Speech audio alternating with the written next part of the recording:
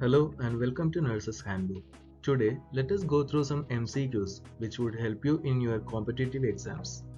Question number 1. Main difference between a prokaryotic cell and a eukaryotic cell is the absence of option A. Flagella, option B. Plasma membrane, option C. True nucleus, and option D. Mitochondria. And the correct answer is true nucleus. Prokaryotic cell lack membrane-bound organelles such as mitochondria, endoplasmic reticulum, Golgi apparatus, etc.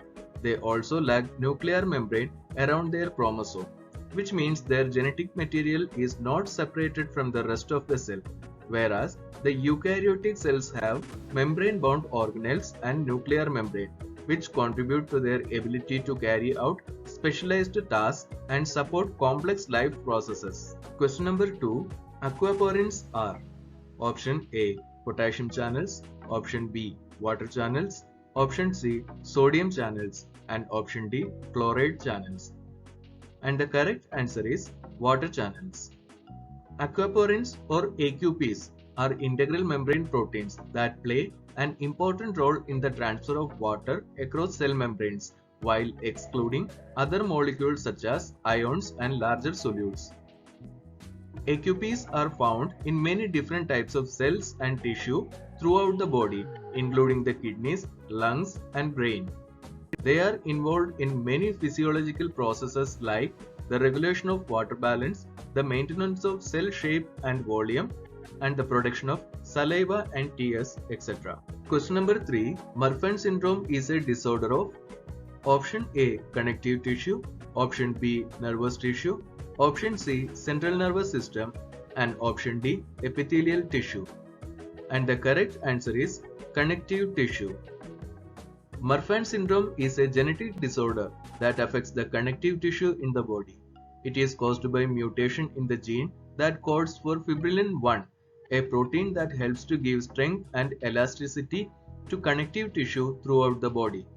One of the hallmark features of MARFAN syndrome is tall stature, long limbs, and flat feet.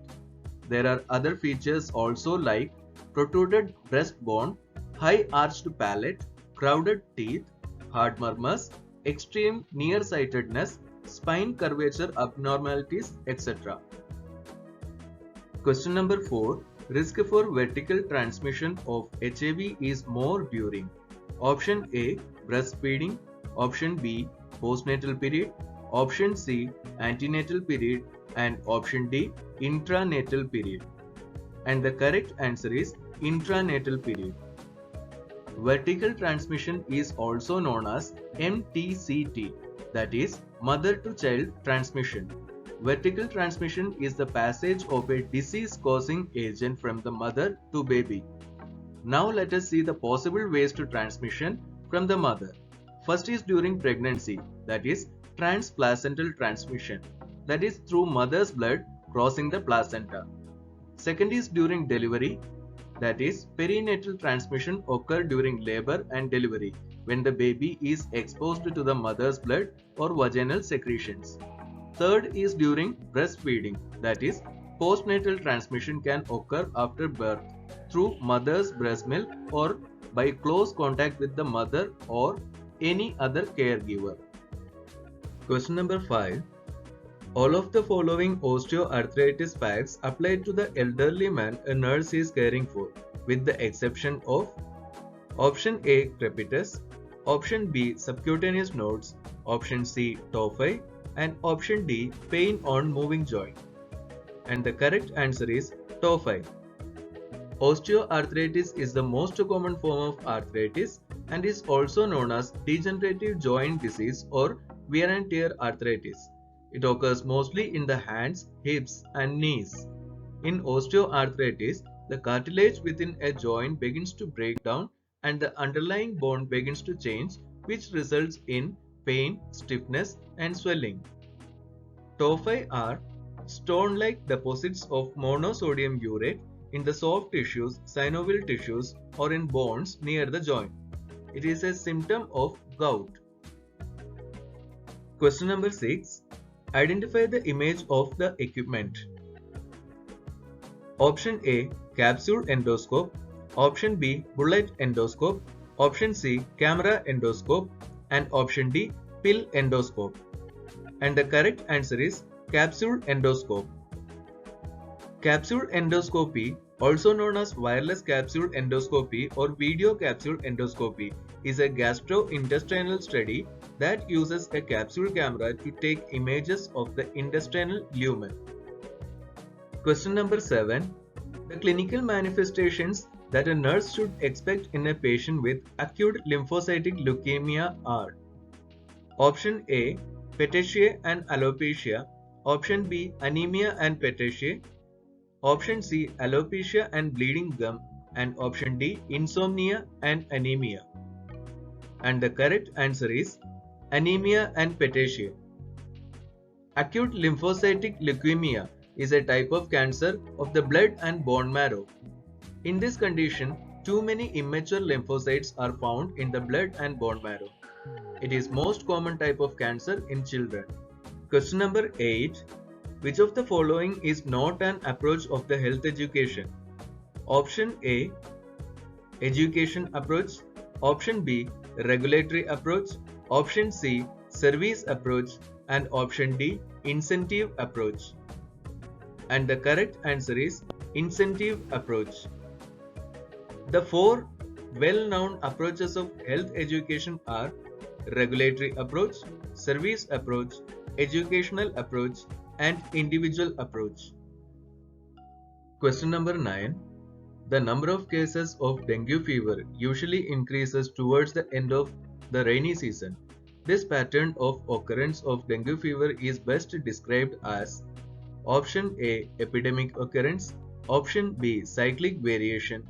Option C, sporadic occurrence. And option D, secular occurrence. And the correct answer is cyclic variation. Any incidence or disease that occurs in cycles of periods like weeks, months, or years is known as a cyclic variation or cyclic trend. Question number 10. Under ICDS scheme, there is one Anganwadi worker for dash. Option A, 1000 families. Option B, 1000 population. Option C, 5000 population. And option D, 1000 children. And the correct answer is 1000 population.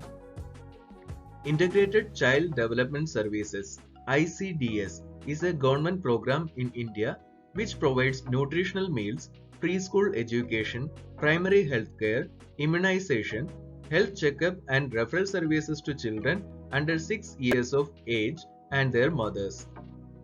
Under ICDS, one Anganwadi center with one Anganwadi worker per 1000 persons in rural and urban project and one Anganwadi center for 700 persons in tribal project. Question number 11. Identify the behavioral syndrome shown in the image. Option A, obesity. Option B, binge eating disorder. Option C, bulimia nervosa. And option D, anorexia nervosa. And the correct answer is bulimia nervosa. Bulimia nervosa is an eating disorder where a person consumes a large amount of food in a short period of time and then tries to get rid of the eaten food by forcefully vomiting or using laxative. Question number 12.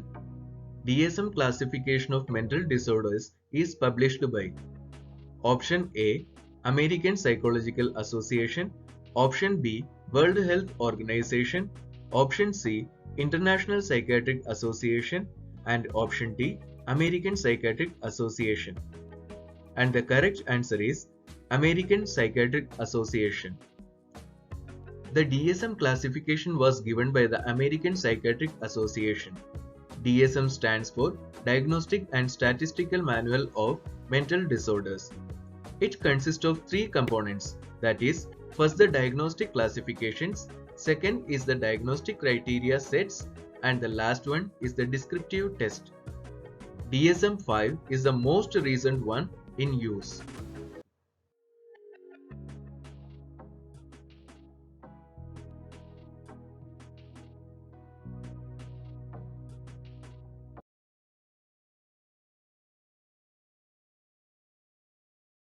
Thank you for watching.